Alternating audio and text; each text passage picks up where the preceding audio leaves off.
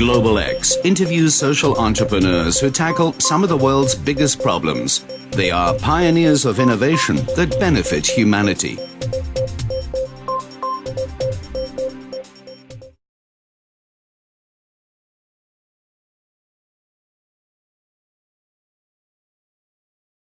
Okay, my name is Jenkin. I'm a South African. I live in Cape Town. I've been a political activist for most of my life, and really that's how I got involved in this project. It was really after the liberation of South Africa, and I became a bit disappointed with the political outcome, and I started to look for new ways, and I realized that the political struggle is just part of the struggle, the rest of it's an economic struggle.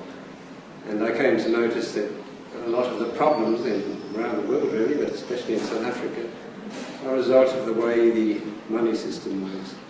I was always interested in economics, and especially in alternative currencies, or complementary currencies as they're called. And we started this system in 2003 in Cape Town. It was pretty much conventional complementary currency system.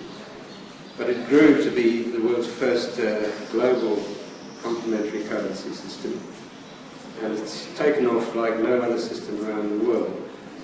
Many of these complementary currencies come and go, but this one for some reason had all the right ingredients. It started off as an internet project. People simply did all their trading over the internet without using cash. Our idea was to take this to the mass of the people. We didn't want it to simply be a middle-class internet-based thing. So we followed the path of conventional banking. We set up branches all over the place, especially in the former black townships. And people now trade with each other without using conventional money.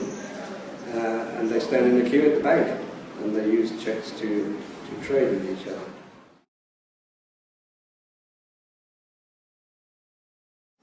The one that sticks in my mind was a young fellow who was a refugee from Zimbabwe about 3 years ago, and he arrived in Cape Town absolutely penniless. He was living in the gutter. He knew no one, he had no job, he had no money, and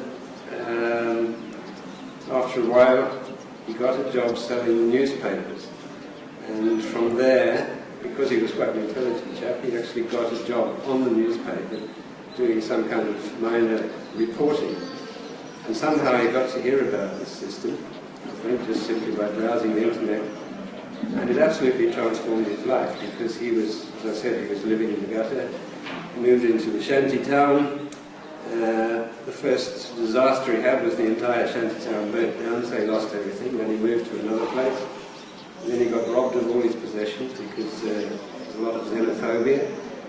And each time he kind of recovered himself, because he was virtually living off the system. He couldn't get a proper job. And everything he could get from the system, his rent was paid on it, his food he obtained from it, his clothing, everything he needed basically, apart from a few things like petrol and taxi fares and train fares and things like that. He couldn't.